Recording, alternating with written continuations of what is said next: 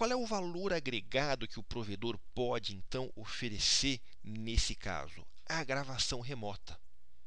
O provedor pode gravar parte das imagens remotamente.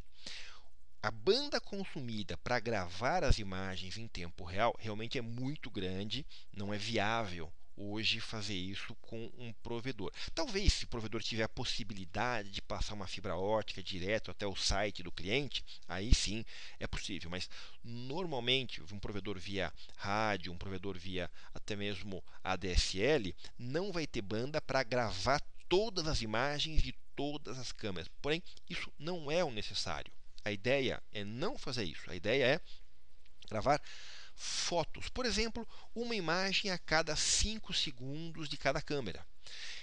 Localmente, o cliente vai ter o sistema de gravação dele, que vai gravar em tempo real, com alta qualidade, com áudio, com tudo mais. Então, se o cliente quiser verificar um atendimento que um cliente reclamou, ele vai nesse servidorzinho que está dentro da empresa e consulta essas imagens facilmente. A questão é no caso de um evento mais grave, realmente desse assalto, desse roubo, dessa coisa mais violenta.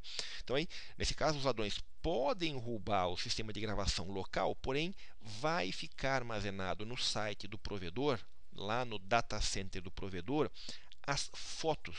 Como eu falei, uma foto a cada 5 segundos, por exemplo, é mais do que o suficiente para você ter a chance de identificar quem está participando, como as coisas estão acontecendo. Você não vai ter os detalhes, as minúcias, mas na hora de um assalto, uma coisa grave como essa, o mais importante é realmente saber quem, quantos participaram. E com isso, nesse esquema de um quadro a cada 5 segundos, é possível ter uma quantidade pequena de banda consumida e ainda assim permitir a identificação do que aconteceu. Então, o valor agregado do provedor em relação a uma empresa de segurança que só instale as câmeras é a possibilidade de armazenar esses snapshots, essas fotos. Tá? Então, o consumo de banda é pequeno, 30 kilobits por segundo por câmera. E realmente talvez não seja necessário fazer isso para todas as câmeras que estejam ali dentro do cliente. Talvez apenas as principais, nas entradas, nos pontos mais críticos. Tá? Então, a uma taxa de 12 quadros por segundo em HD, ou seja, com uma qualidade de imagem excelente, você gasta apenas 30 kilobits por segundo, não kilobytes, kilobits por segundo por câmera. E uma quantidade de gravação de armazenamento de apenas 1 gigabyte por dia por câmera. Quanto tempo o provedor precisa gravar isso? A ideia é que essa imagem seja utilizada no caso de um evento grave, no caso de um roubo. Então, o prazo para isso não precisa ser muito grande. 1, 2 semanas de armazenamento é mais do que o suficiente para que, se por acaso a empresa for assaltada, ou tiver ali um roubo que também os ladrões levem embora o sistema de gravação, você tem ali um prazo, 1, 2, 3 dias para avisar o provedor ir lá e recuperar as imagens. Né? Então, 1 semana de gravação, por exemplo, é mais do que o suficiente na grande maioria dos casos, mas aí depende do serviço que o provedor quiser oferecer para cada cliente. E isso é interessante porque o conceito de valor agregado realmente é isso, é dar algo que o cliente não tem em outras ofertas. Então vamos fazer um exemplo de projeto. Então o cliente ele quer 8 câmeras de vigilância em HD, em altíssima qualidade. Ele vai usar o PoE para alimentar as câmeras. Eu vou explicar em detalhes o que é o PoE daqui a pouquinho, como é que ele facilita a instalação. Um no-break e um servidor de armazenamento local para guardar tudo isso. Obviamente, também o provedor fazendo ali o armazenamento das imagens a cada 5 segundos para o caso de um assalto. Então, quais são os equipamentos, qual é a lista de produtos que a gente precisa ter para um projeto como esse? Um no-break, um switch PoE, as câmeras, o local onde você vai gravar, o cabeamento e, obviamente, o provedor de internet. Vamos começar então com uma sugestão de switch. Então, esse aí, o DS121028P, ele é um switch da D-Link, da linha corporativa, não é da linha doméstica, da linha corporativa da D-Link, ele tem 24 portas PoE. O que é o PoE? Para quem não conhece PoE, de maneira bem simplista, você alimenta a câmera via o cabo Ethernet, ou seja, você não precisa de uma tomada para a câmera, você não precisa ligar a tomada na câmera. O mesmo cabo que liga a câmera na rede também vai alimentar eletricamente essa câmera. E esse cabo pode ter até 100 metros. A grande vantagem disso, ou as grandes vantagens, né? A primeira é muito mais fácil de instalar a câmera. Você vai lá, leva o cabo Ethernet e acabou, não precisa procurar uma tomada elétrica ali perto. E a segunda vantagem é que se você colocar um no-break no switch, em caso de falha da rede elétrica, automaticamente o no-break alimenta o switch e o switch alimenta as câmeras. Ou seja, mesmo que caia energia elétrica, o no-break segura o switch e as câmeras ao mesmo tempo. Então, ele tem 24 portas PoE, não pode usar todas as portas ao mesmo tempo. Tá? Em PoE, você pode usar como porta Ethernet, mas não todas sendo PoE. Então a ideia é que algumas dessas portas você conecte a equipamentos PoE e as outras você use para qualquer outro equipamento. Isso também é uma coisa importante. Às vezes as pessoas ficam preocupadas em ligar uma impressora, ou ligar um computador, ou ligar um notebook num switch PoE, preocupado se ele vai queimar ou não. Não vai. O switch detecta automaticamente. Se o que tiver espetado naquela portinha ali não for PoE, ele não vai injetar corrente nenhuma, ou seja, não existe risco de você queimar um equipamento ligando no switch PoE. Então, a ideia é que você consiga alimentar alguns equipamentos e usar as outras portas para qualquer outra conexão de rede. Tá?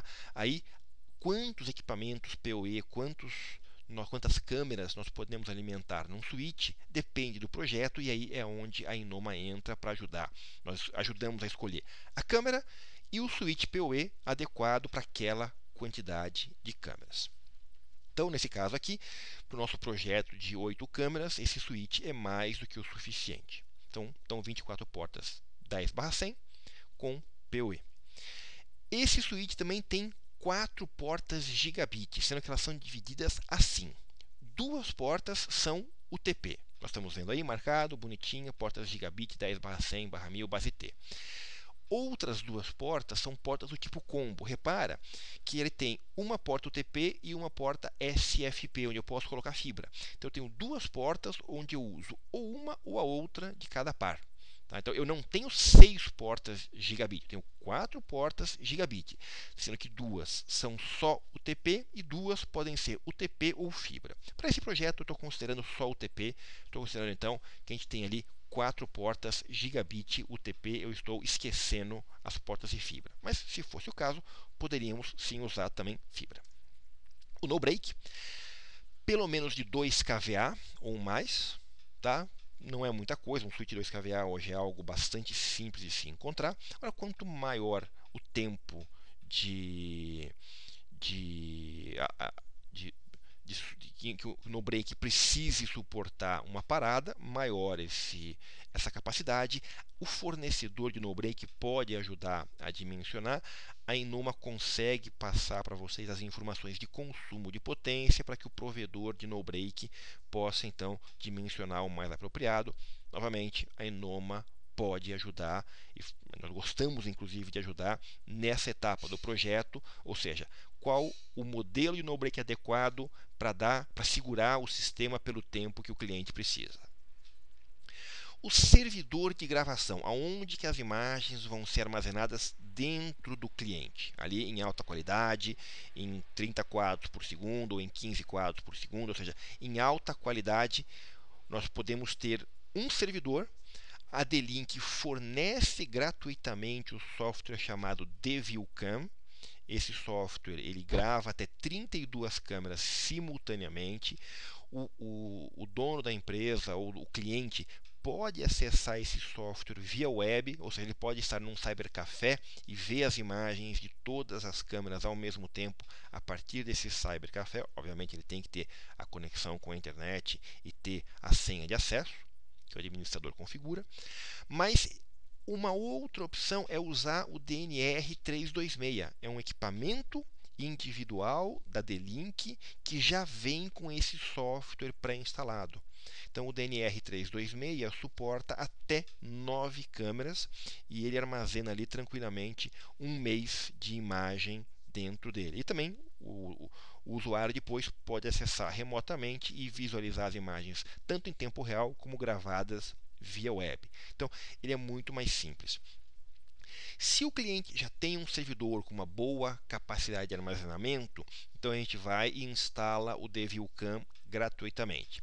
Se não, a sugestão é fornecer esse DNR326. Ele é mais barato do que um servidor e é muito mais simples de se instalar e de se manter também, ainda mais se o cliente não tiver experiência técnica. Ele tem uma porta gigabit, vai ser ligada no switch, e ele também tem uma portinha USB para ligar no no break, ou seja, se o no break tiver acabando a bateria, ele avisa o DNR e o DNR automaticamente se desliga. Quando o no break voltar, o DNR automaticamente volta a funcionar. Tá? Então, se por exemplo, o no break tem uma capacidade de 2 horas, a energia cai por mais 2 horas, o DNR não é desligado abruptamente. O no break avisa e ele dá o shutdown apropriadamente. Tá? Isso é uma coisa bastante interessante para evitar problemas no disco. O DNR326 possui 2 discos, exatamente para ter redundância, porque um sistema de gravação gera um esforço muito grande nos discos. Afinal de contas, ele fica gravando 24 horas por dia. Então, a chance do disco apresentar problema é maior. Então, com 2 discos, o DNR326 grava nos 2 discos ao mesmo tempo. Se um der problema, as imagens vão estar salvas ali no segundo disco.